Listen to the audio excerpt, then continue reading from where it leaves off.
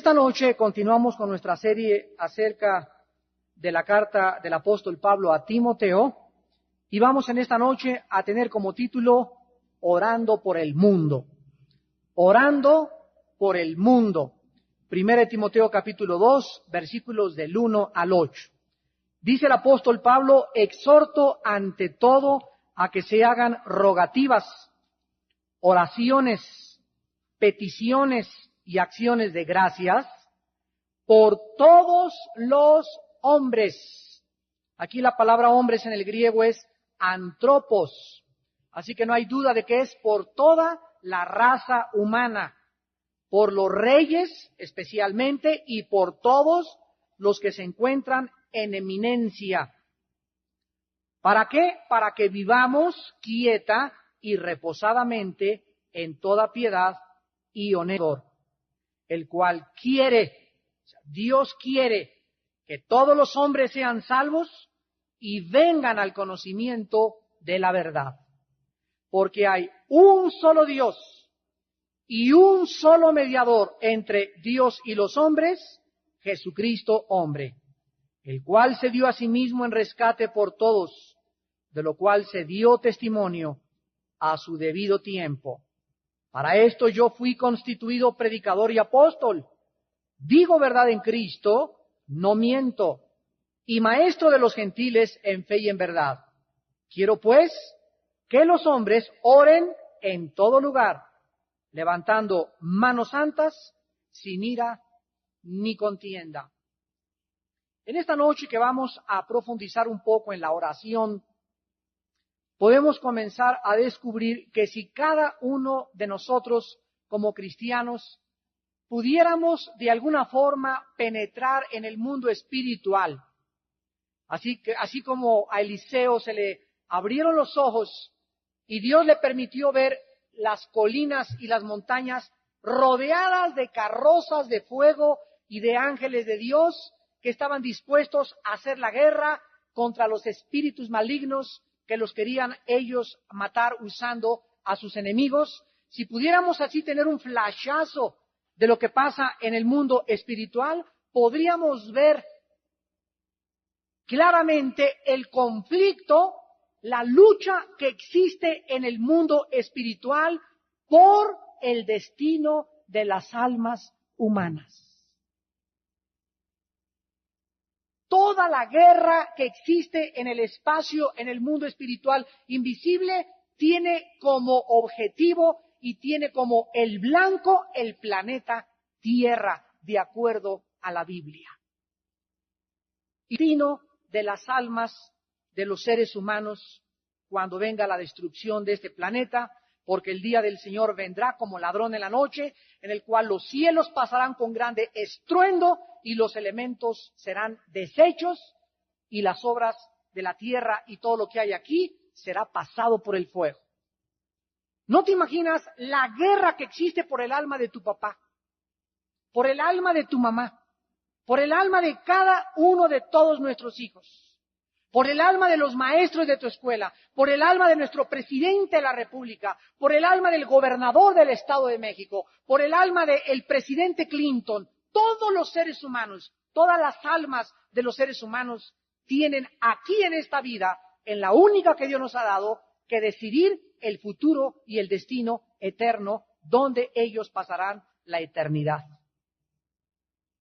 Si nosotros pudiéramos percibir esto a través, como yo les dije, de una visión, o pudiéramos realmente creer por fe lo que dice la Biblia, nuestra vida jamás sería la misma, porque viviríamos de rodillas,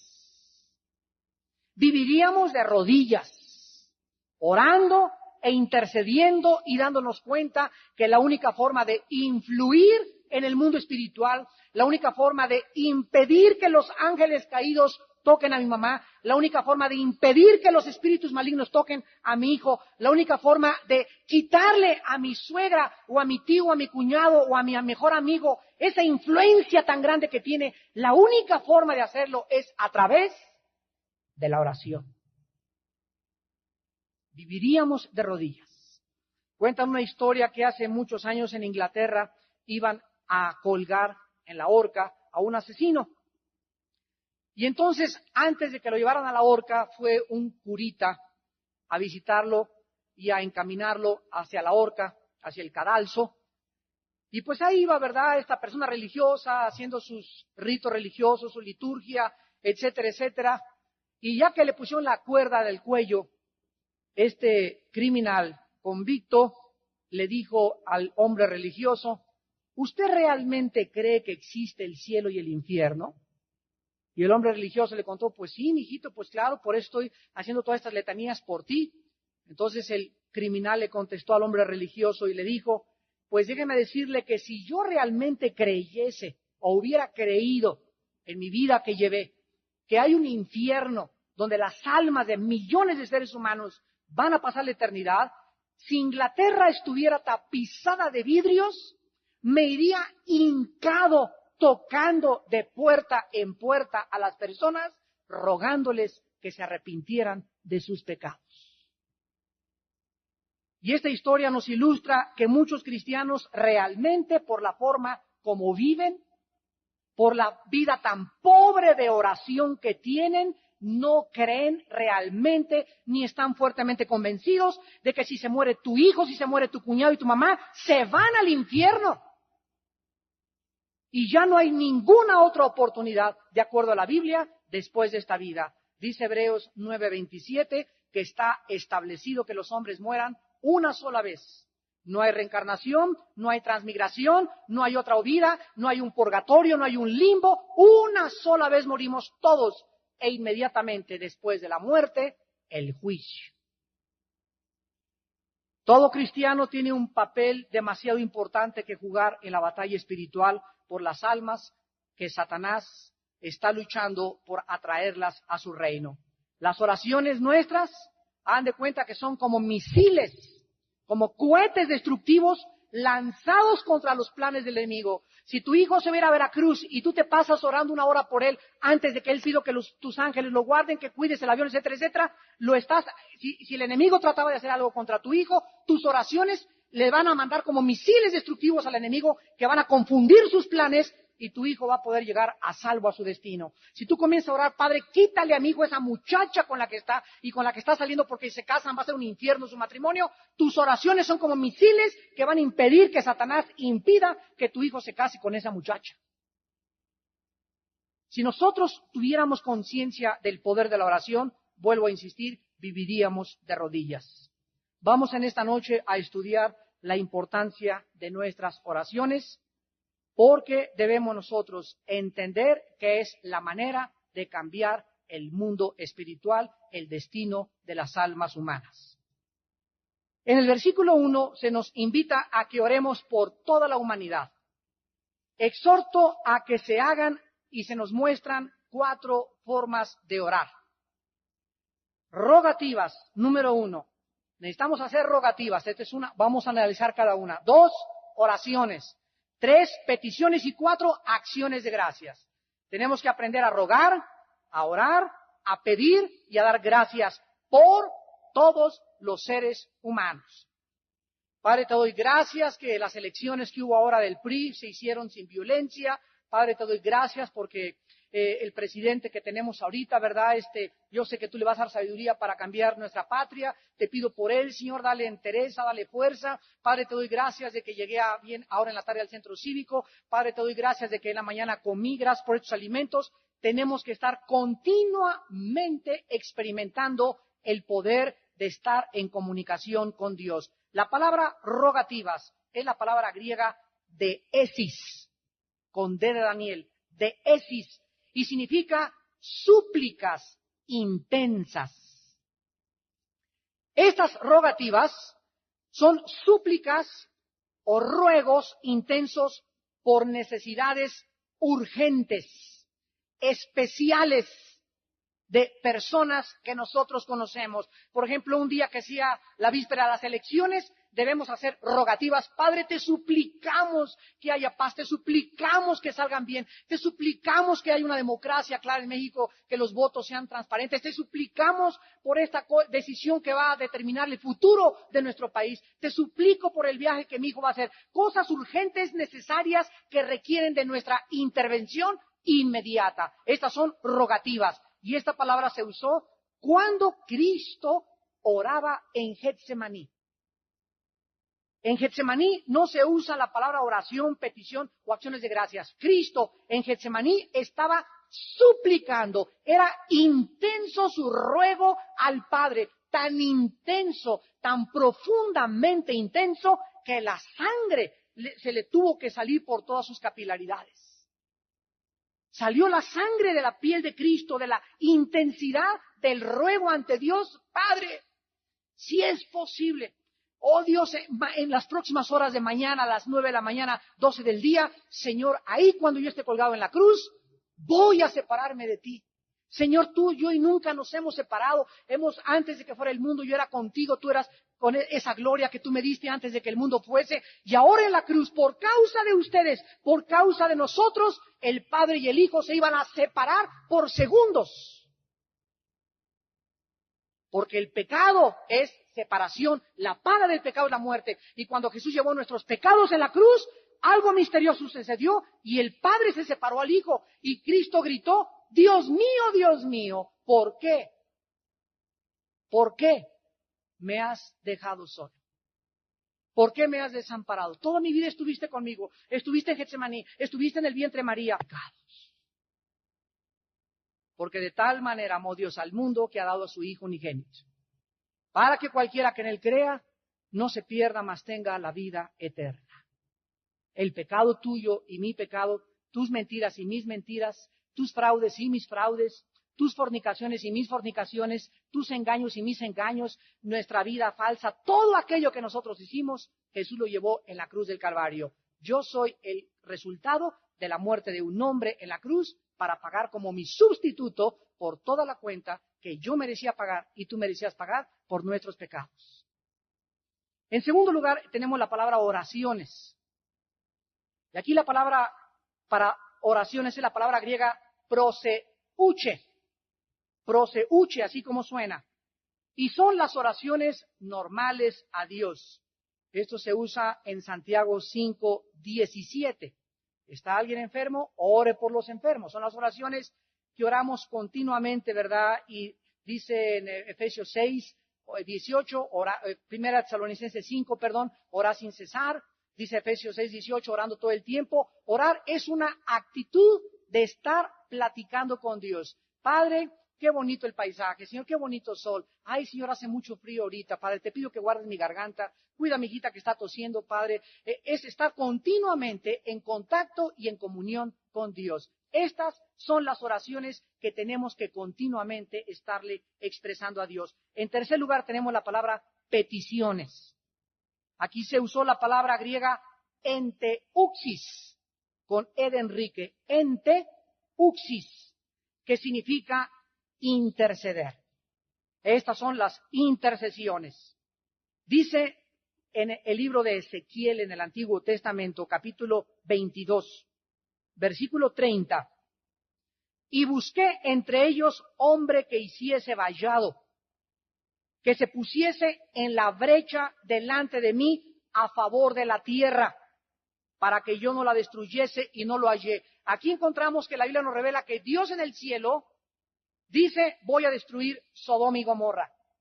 El pecado ha llegado muy alto, pero si hay en Sodoma, ahí en medio de tanto pecado, si hay 10 justos, 10 hombres que estén pidiendo, Padre, no destruyas esta ciudad todavía. Oh Señor, perdona a mi padre de lo borracho que es, Padre, perdona la mala madre que tengo, pero Señor, ten misericordia. Oh Dios, perdona a mi hijo, Señor, ten misericordia. Aguántate, Padre, detén tu juicio. Oh Dios, dale a mi hijo oportunidad de conocerte. Dale más tiempo que te conozca. Si alguien se pone para interceder a favor de alguien, Dios detiene el juicio.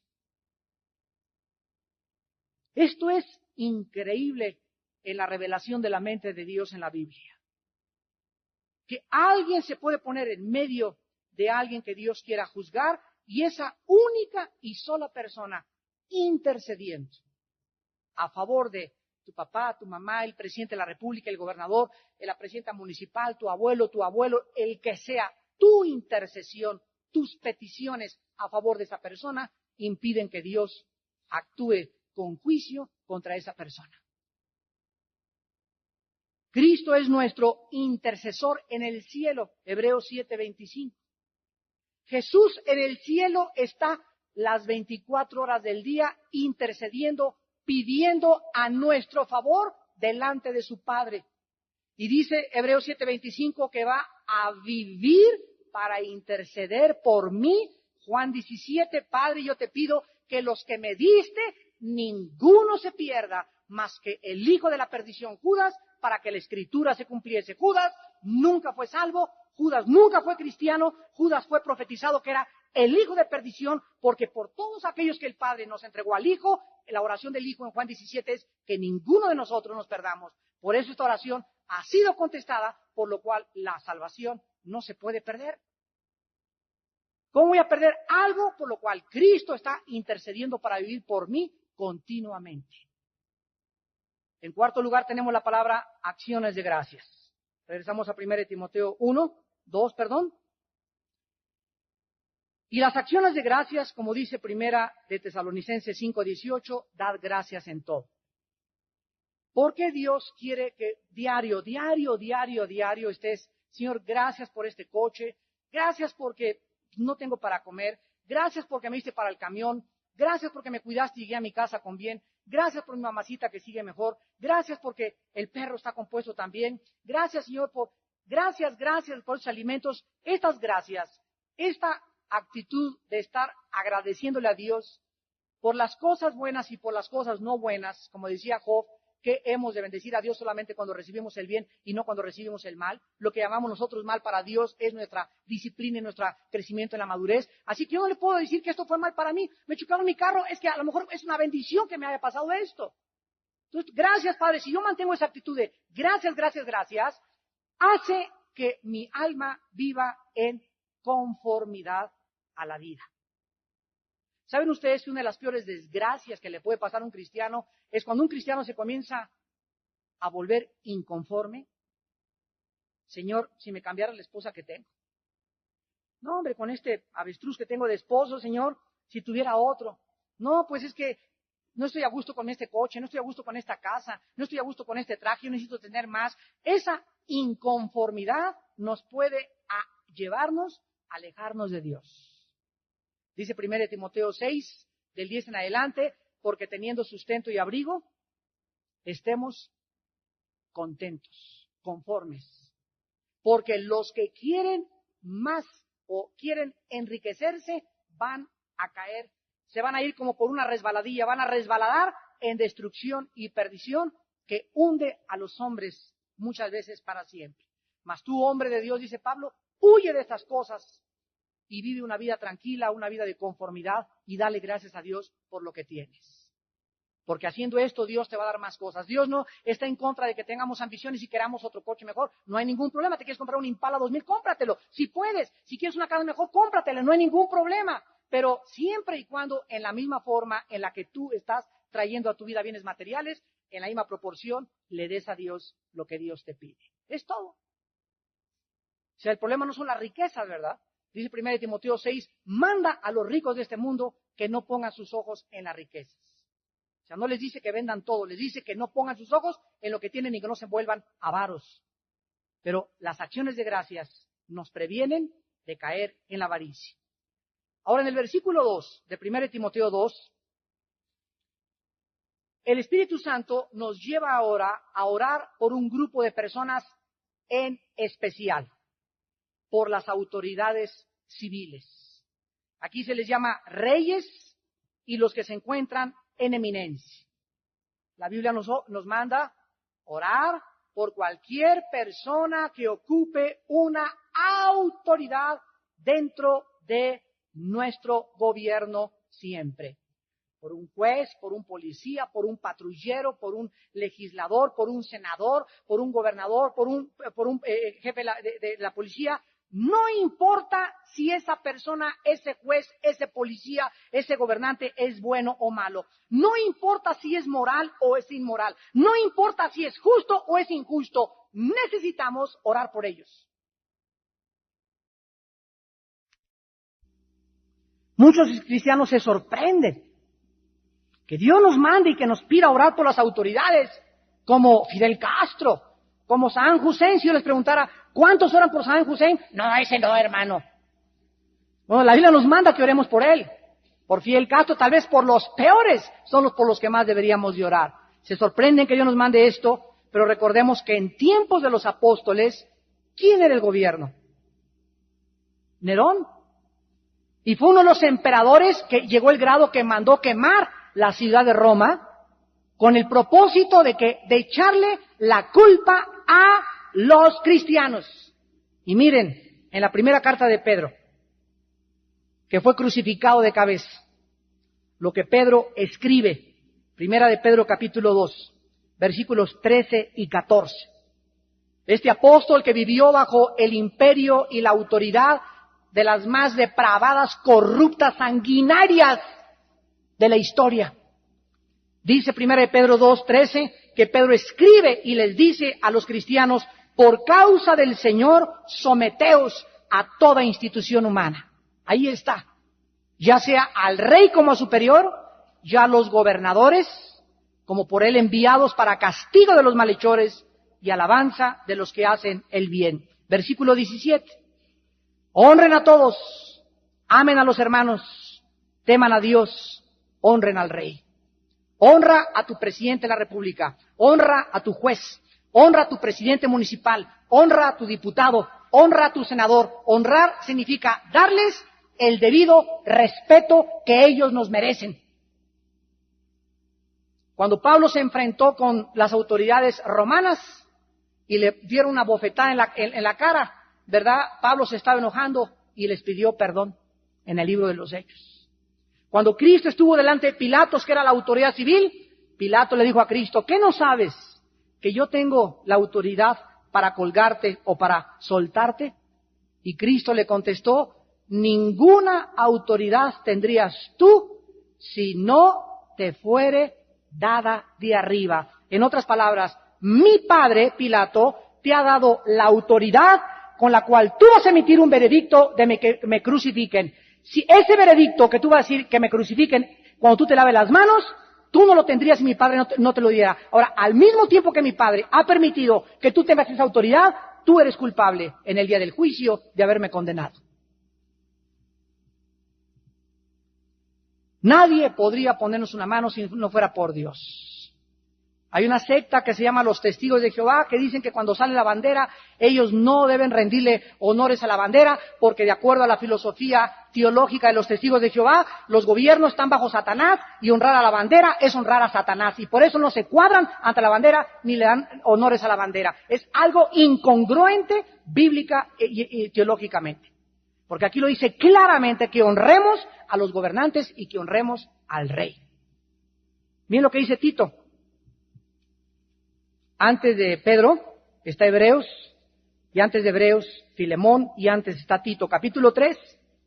Dice Tito, capítulo 3, recuérdales que se sujeten a los gobernantes y autoridades, que obedezcan, que estén dispuestos a toda buena obra, que a nadie difamen, que no sean pendencieros, sino amables, mostrando mansedumbre para con todos los hombres.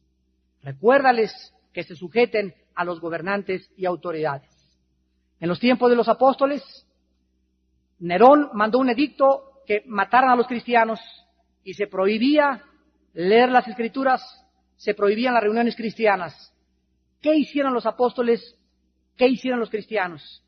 No hicieron peregrinaciones ni protestaron contra Nerón, no le dijeron: vas a ver, Nerón, te va a ir como en feria, vas a ver nada más. No lo maldijeron, sino que ellos se reunieron a escondidas en lo que se llaman las catacumbas.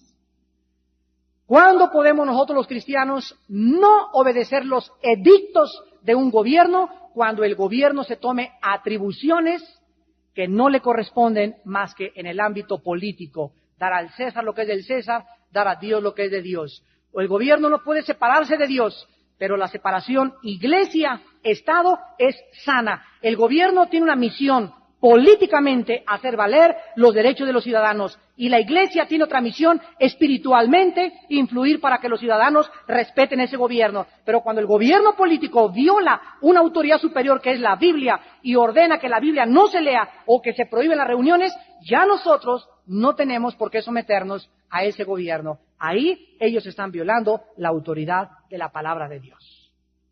Hasta ahorita, gracias a Dios que hemos vivido en un México donde nadie ha prohibido la libertad de expresión, la libertad de reunión, la libertad de poder manifestar nuestras creencias. En México se vive un clima, ¿verdad?, de respetabilidad, de orden, y aunque hay algunas cosas aquí por debajo, podemos hacer protestas, podemos hacer peregrinaciones, podemos reunirnos aquí, podemos reunirnos allá, porque vivimos en un clima que Dios nos ha dado gracia con nuestro gobierno.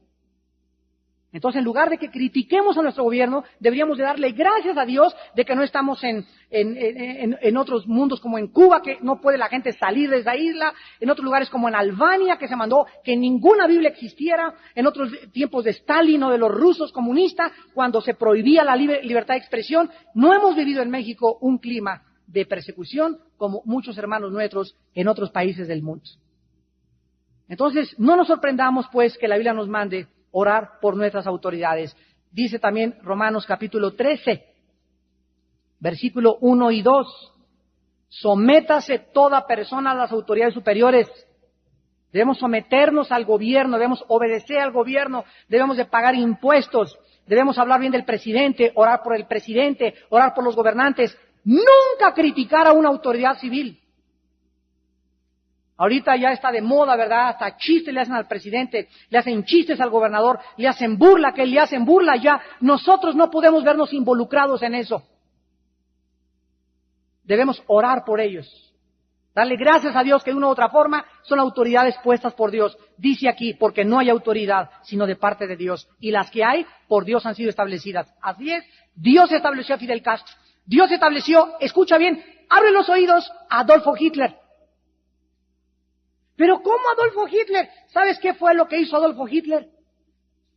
Nadie tiene la menor duda que está en el infierno esta alma. Adolfo Hitler fue el hombre que persiguió más que nunca y más que nadie a más judíos.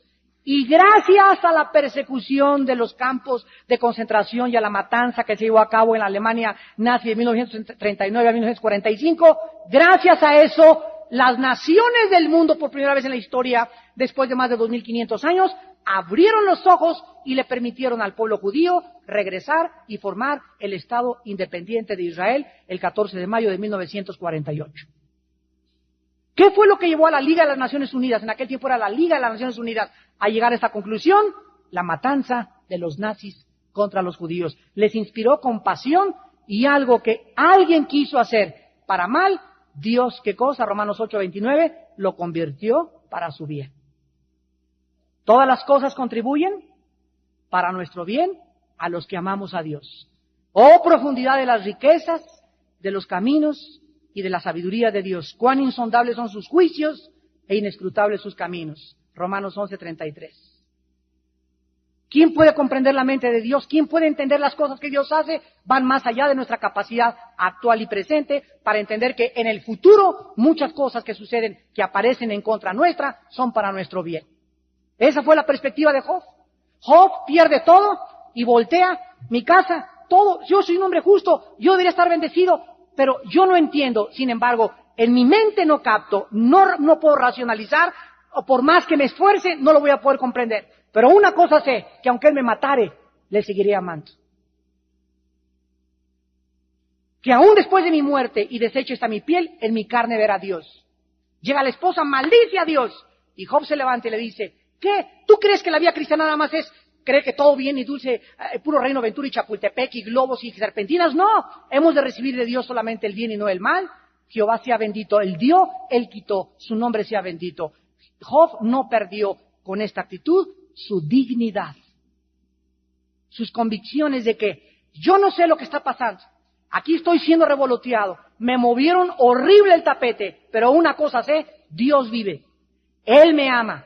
Él me va a explicar y después de un año de los sufrimientos de Job, Dios le mostró a Job y nos muestra a todos nosotros en el libro de Job que el justo por la fe vivirá. Y si retrocediere, dice Hebreos 10, no agradará a mi alma. Dos razones se nos dan, regresamos a Timoteo, para orar por nuestros gobernantes. Dos razones. La primera, para vivir quieta y reposadamente. La palabra reposadamente significa con paz. La única forma en la que cualquier ciudadano pueda vivir con las bendiciones que verdaderamente Dios quiere darnos es cuando nuestros gobernantes tienen la sabiduría y el conocimiento, la moralidad, la justicia y la compasión y el carácter para gobernar. Se alista en el libro de los Proverbios, capítulo 14, versículo 34. Dice el rey Salomón, la justicia engrandece a la nación, mas el pecado es afrenta de las naciones. La Biblia nos dice que cuando los gobernantes, constitución como el Código Penal, etcétera, etcétera, cuando un gobernante, cuando un juez se sienta y la ley que tiene enfrente la aplica con justicia, Dios le bendice a él y bendice a la nación.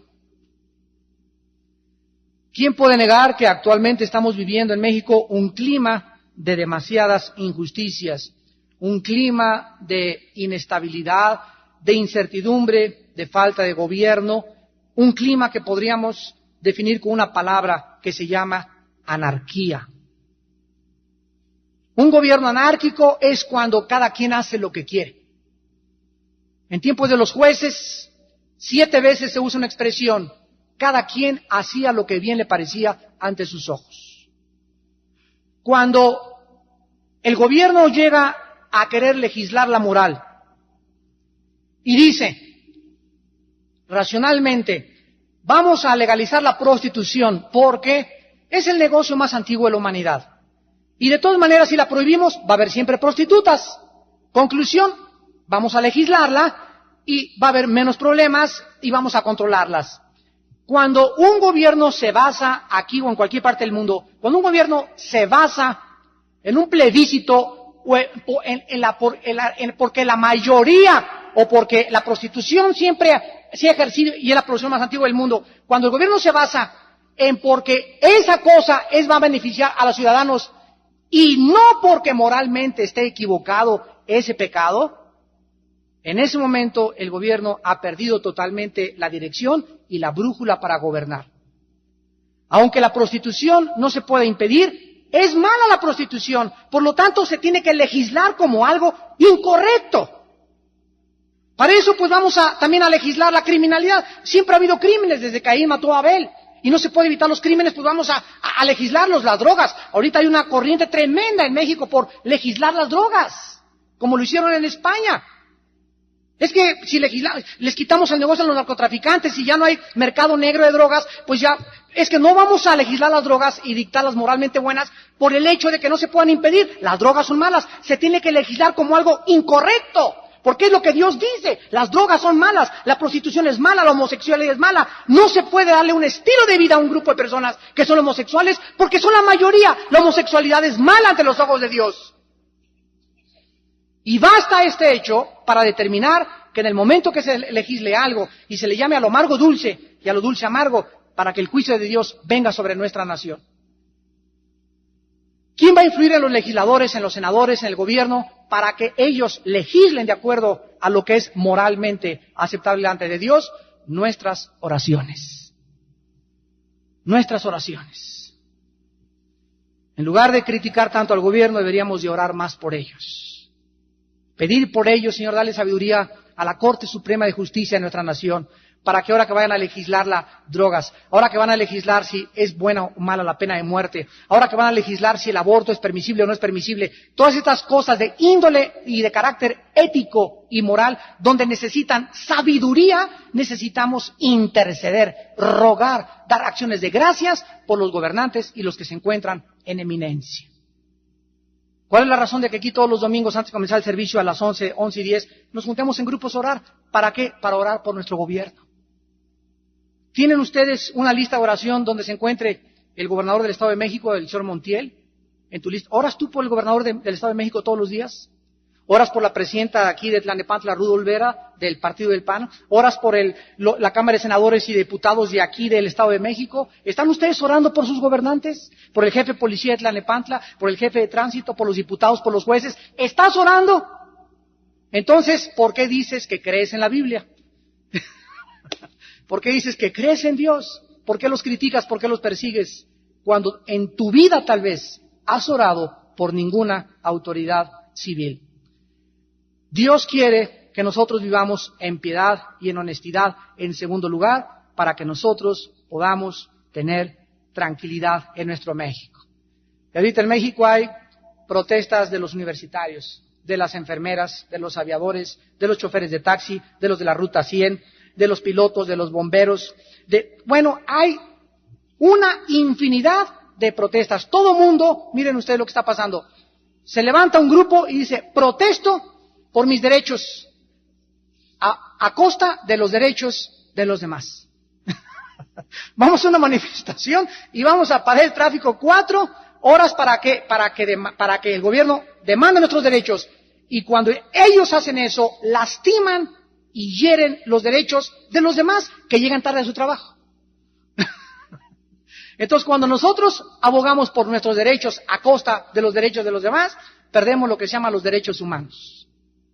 Tengo una conferencia que voy a dar el año que entra, en enero o febrero, que se va a llamar La Biblia y los derechos humanos, porque los cristianos tenemos que entender esto.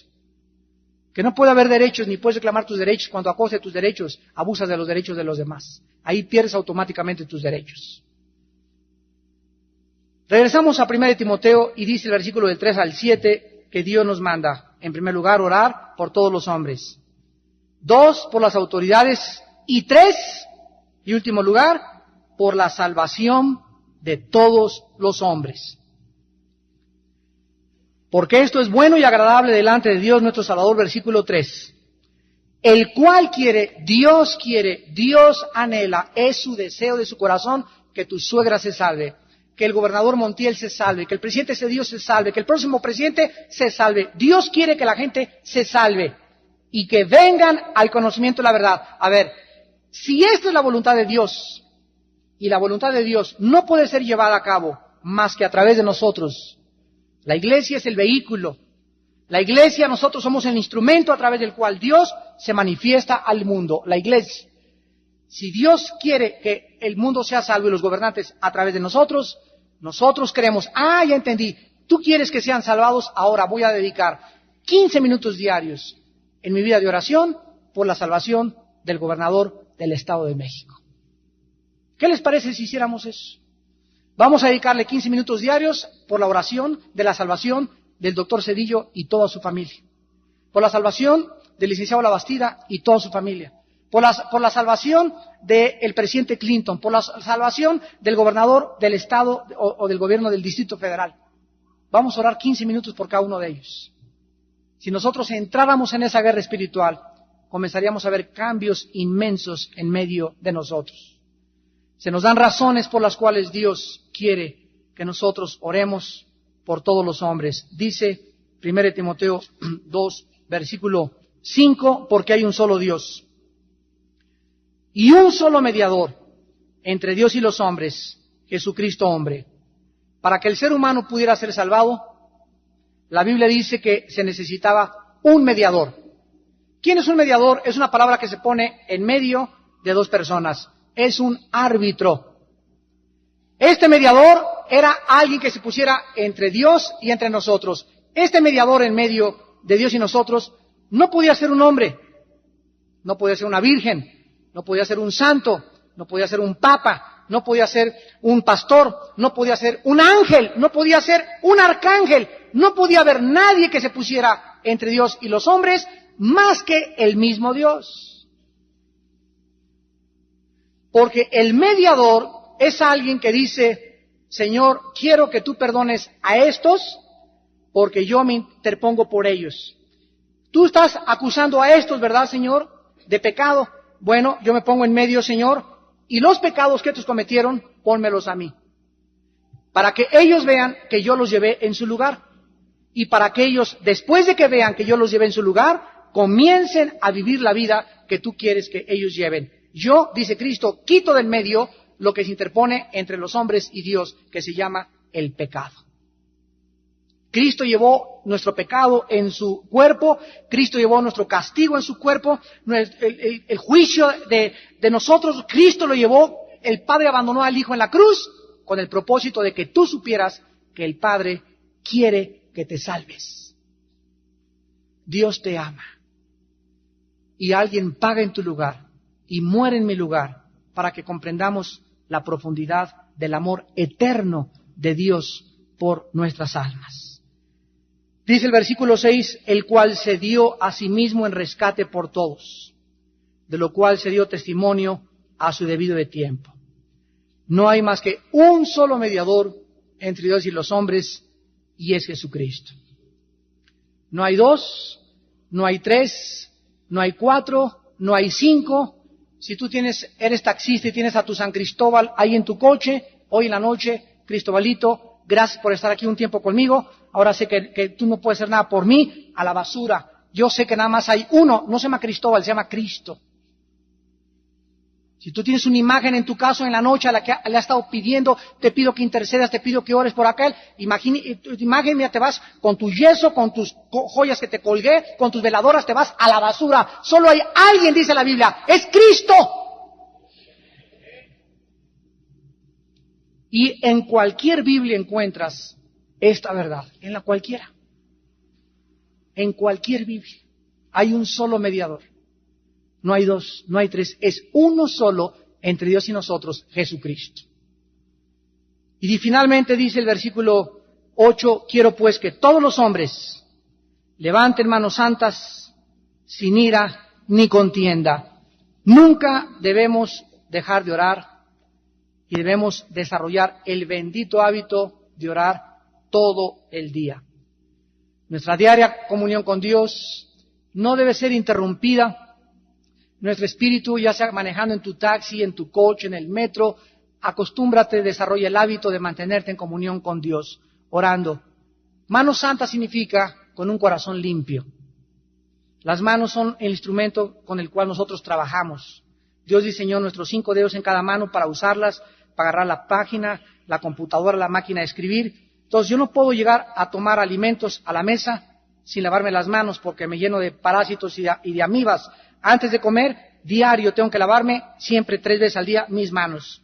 Porque si me echo un taco con las manos sucias, ¿verdad?, me estoy metiendo una amibiasis tremenda y el espíritu de amibas no se me va a salir. Aunque me lo reprendan. Porque yo estoy acarreando una consecuencia. Dios dejó leyes sanitarias. Y entre los mandamientos había leyes sanitarias. Entonces, si guardamos las leyes sanitarias, las leyes preventivas, Dios nos mantiene la salud. Entonces, manos santas espiritualmente es no estar sucio cuando estoy orando. Bueno, ya te enojaste en la mañana, le diste un portazo a tu esposa, ahí vas en el coche, piensa, se te ensuciaron tus manos.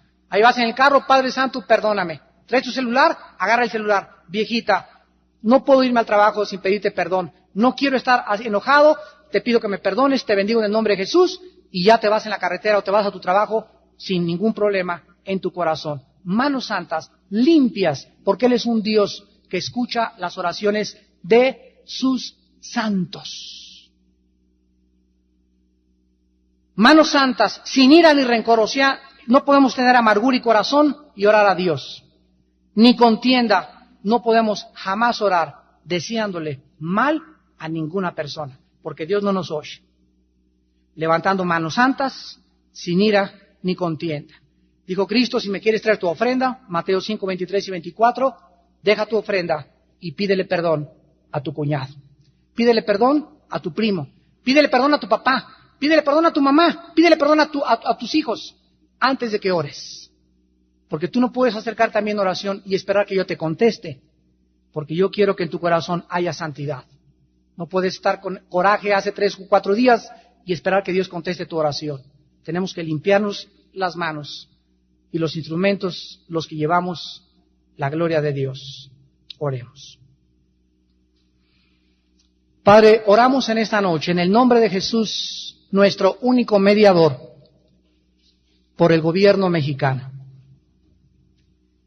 Queremos aprovechar, Señor, esta conferencia para aplicar estas verdades en este momento. Señor, bendecimos a nuestro presidente, el doctor Ernesto Zedillo, a toda su familia y a todo su gabinete. Padre, los bendecimos en el nombre de Jesús. Te pedimos por todos ellos, por cada gobernador de cada estado de la República Mexicana. Señor, llévales tu palabra. Señor, te pedimos por el próximo presidente que solo tú sabes quién es. Padre, llévale tu palabra. Señor, salva sus almas. Alcánzalos, Padre.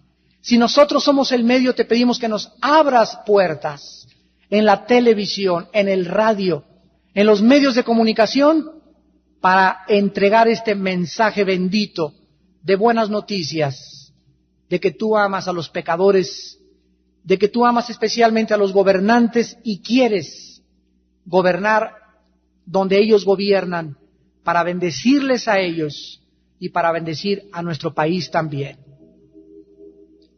Te pedimos por el gobernador de este estado donde está esta iglesia, el Estado de México, el señor Arturo Montiel. Te pedimos por él en este momento.